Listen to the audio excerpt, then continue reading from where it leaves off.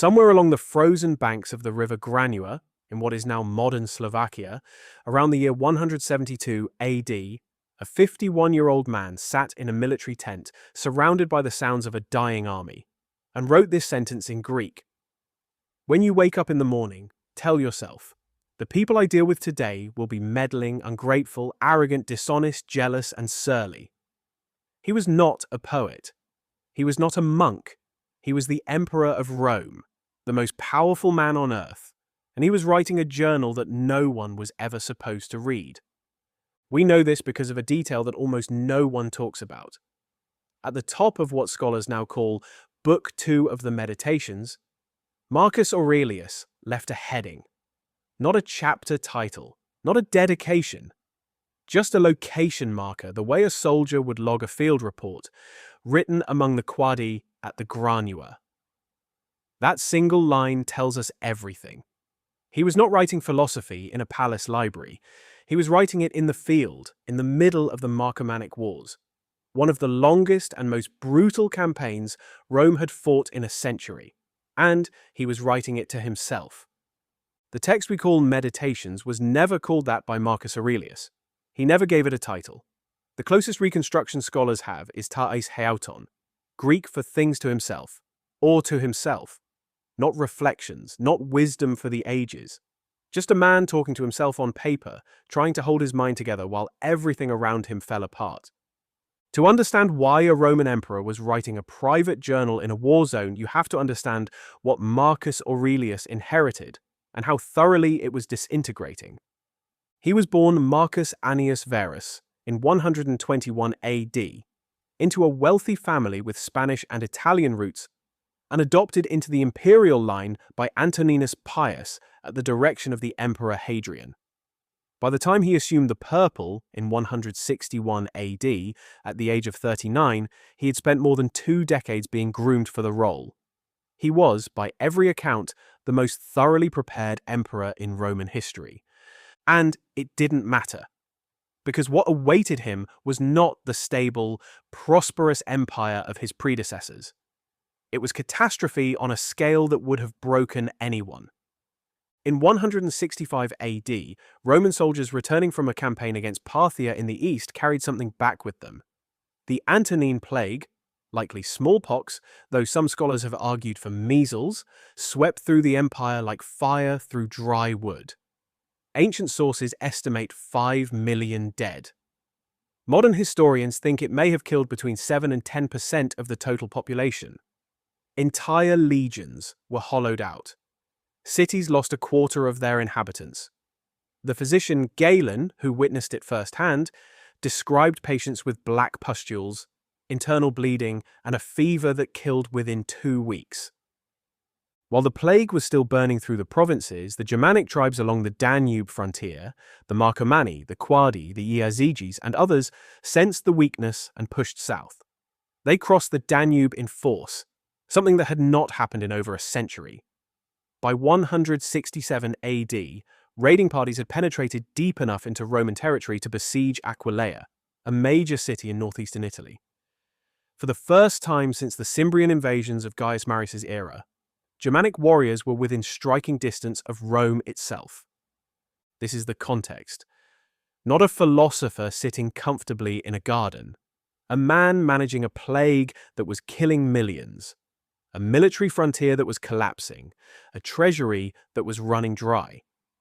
He reportedly auctioned off imperial furniture and his wife's silk dresses to fund the legions rather than raise taxes. And a body that was, by most accounts, already failing him. Cassius Dio describes Marcus as frail, suffering from chronic chest and stomach pain, sleeping poorly, eating almost nothing. The Historia Augusta adds that he was taking theriac daily, an opium-based compound that was the Roman equivalent of prescription painkillers. And yet, every night, or every morning, in whatever tent the army pitched at the next stop along the Danube, he opened a journal and continued a conversation with himself about how to be a decent human being. What makes meditation so unusual and so easy to misunderstand is that it has no audience. Every other major Stoic text is addressed to someone. Seneca wrote his moral letters to his friend Lucilius. Epictetus's Discourses were transcribed by his student Arrian from live lectures. Even Cicero's philosophical works are structured as dialogues with named interlocutors.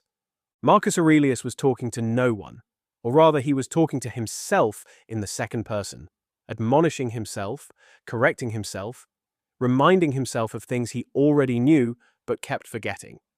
You have power over your mind, not outside events. Realize this, and you will find strength. That is not a man teaching. That is a man gripping the edge of his own discipline with both hands, trying not to let go. This is why the Meditations reads differently from any other philosophical text in the ancient world. There is no system in it, no logical progression, no attempt to build an argument from first principles. It repeats itself constantly.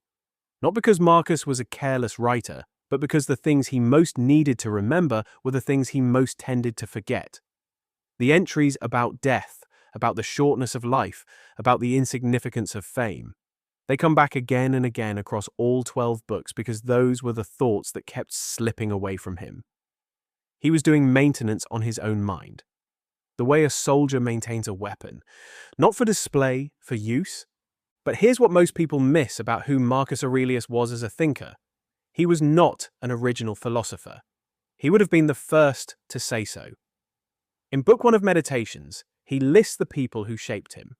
His grandfather, his mother, his tutors, the emperors who preceded him. And among them, he singles out Quintus Junius Rusticus, a senator and Stoic who gave him a copy of the Discourses of Epictetus. That moment, a man handing another man a book, may be the most consequential intellectual event in the history of Stoicism. Because without it, there are no Meditations. Marcus Aurelius did not arrive at his philosophy through independent reasoning.